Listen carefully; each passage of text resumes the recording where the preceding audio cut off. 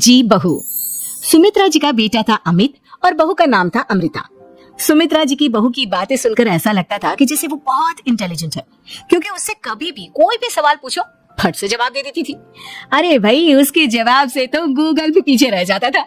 और इसलिए कम से कम सुमित्रा जी के घर में तो किसी को भी गूगल की जरूरत ही नहीं पड़ती थी। जब भी घर में कोई बात चलती, कोई कुछ भी कहता, तो अमृता फट से कह देती, ये तो मेरे साथ भी हुआ था, मुझे इसके बारे में सब मालूम है।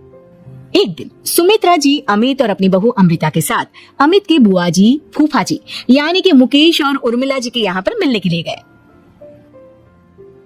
अरे बहुत अच्छा किया अमित बेटा, इतने दिनों के बाद आए हो तुम।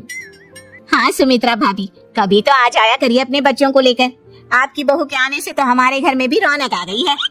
वो क्या है ना, अमित ऑफिस के काम में बहुत बिजी रहता है, इसलिए उसे तो वक्त ही नहीं मिल पाता।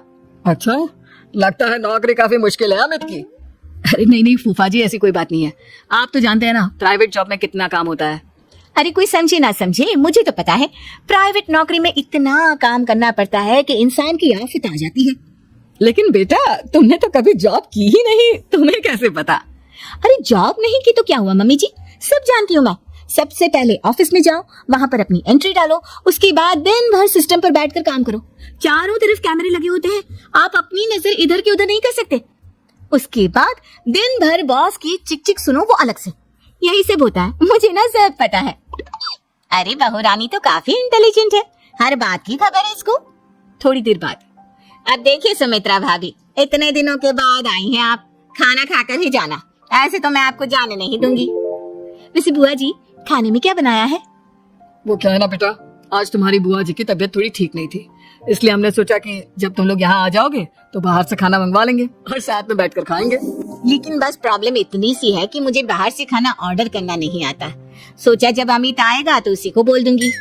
अरे मुझे आता है ना, मैं कर देती हूँ ऑर्डर। बताइए क्या क्या मंगाना है आपको?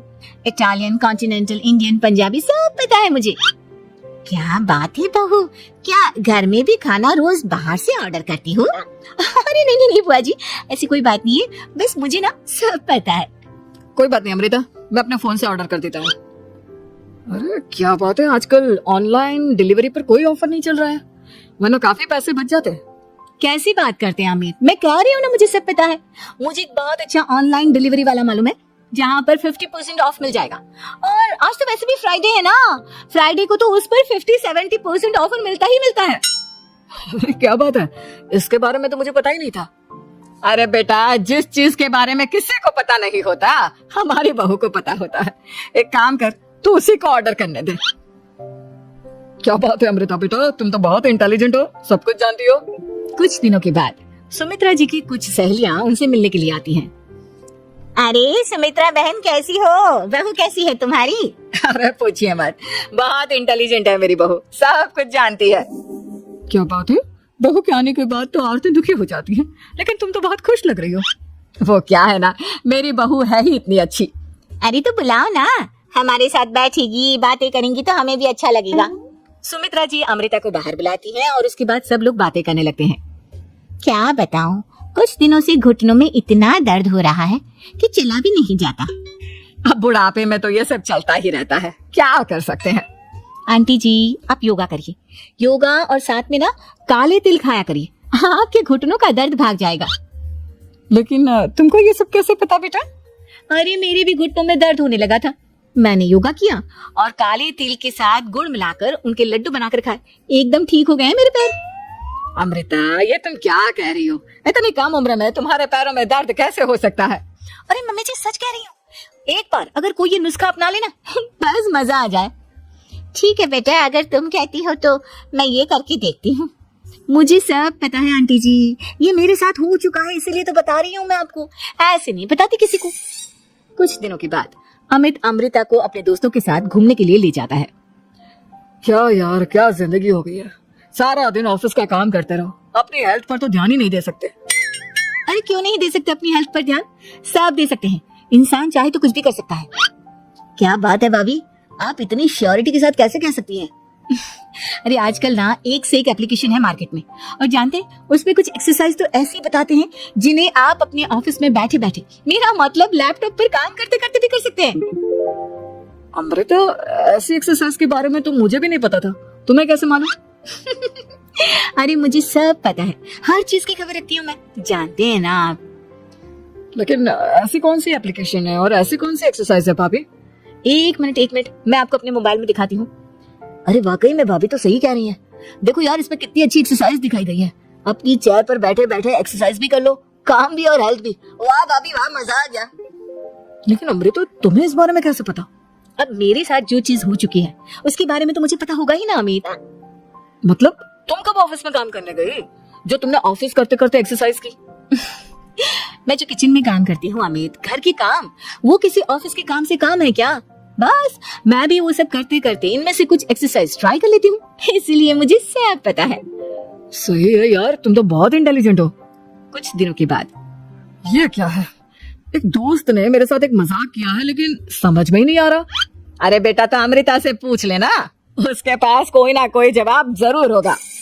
ठीक कहती है मम्मी जी, मैं सब जानती हूँ। लेकिन अमृता, ये थोड़ा मुश्किल है, सोच लो। मेरे लिए कुछ भी मुश्किल नहीं, दुनिया की कोई भी पहेली हो मैं चुटकी में सॉल्व कर लेती हूँ। अच्छा ठीक है, देखो मेरे दोस्त ने मुझे एक खाली पेपर दिया है और कहा है कि इस पर उसने मेरे लिए कुछ मैसेज लिखा है। अब एक बात बताओ यार, खाली पेपर पर, I mean, जिस पर कुछ भी नहीं लिखा हुआ, उसे मैं कैसे पढ़कर बताऊं? अरे बस इतनी सी बात, इसे तो मैं चुटकियों में सॉल्व कर दूंगी अमित। लेकिन कैसे बहू?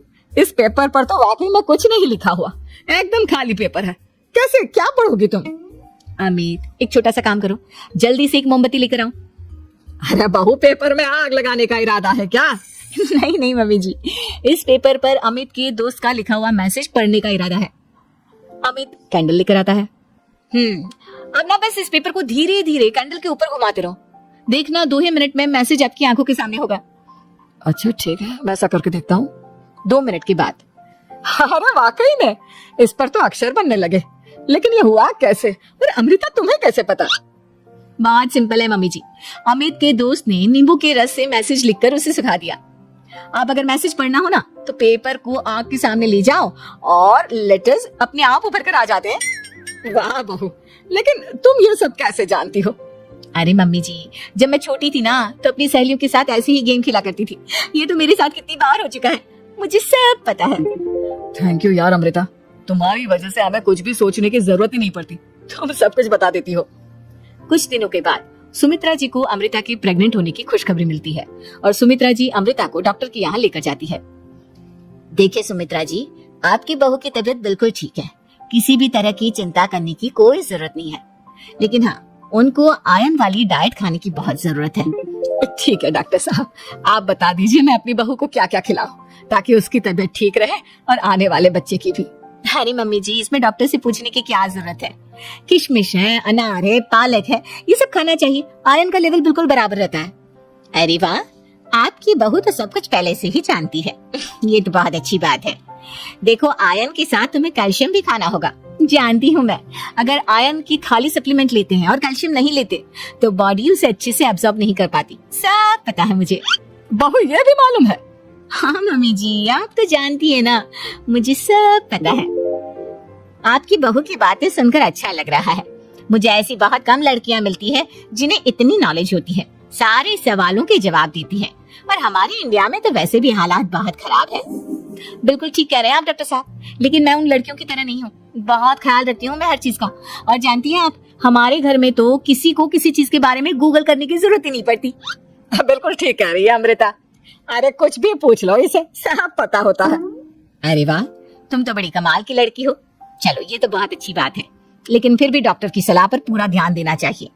वैसे क्या चाहिए तुम्हें, बेटा या बेटी? अरे डॉक्टर साहब, कुछ भी हो जाए, बस बच्चा अच्छे से हो जाना चाहिए, मुझे तो दोनों में से किसी से कोई भी परेशानी नहीं। और सुमित्रा जी आप? डॉक्टर मैडम, मुझे तो लड़के और लड़की में कभी भेद करने की आदत ही नहीं है, पोता आए या पोती, मेरे लिए तो दोनों एक बराबर है। सुनकर अच्छा लगा। वैसे आप जानती हैं, हमारे यहाँ पर तो लोगों को बड़ी बेचैनी रहती है ये जानने की कि पेट में लड़का है या लड़की, लेकिन विदेशों में ऐसा नहीं होता। हाँ, वहाँ पर तो सब कुछ पहले से ही बता देते हैं ना, ये भी कोई बात हुई भला? लेकिन तुम्हें कैसे पता कि वहाँ पर सब कुछ पहले ही बता देते हैं? अच्छा हाँ, तुम तो सब कुछ पहले से ही जानती हो ना, तुम्हारे साथ तो सब कुछ पहले से ही हो चुका होता है। नहीं मम्मी जी, ये तो मेरे साथ पहली बार हो रहा है, इसलिए मैं ये डायलॉग नहीं बोल सकती। अमृता की बात सुनकर सुमित्रा और डॉक्टर दोनों हंसने लगते हैं।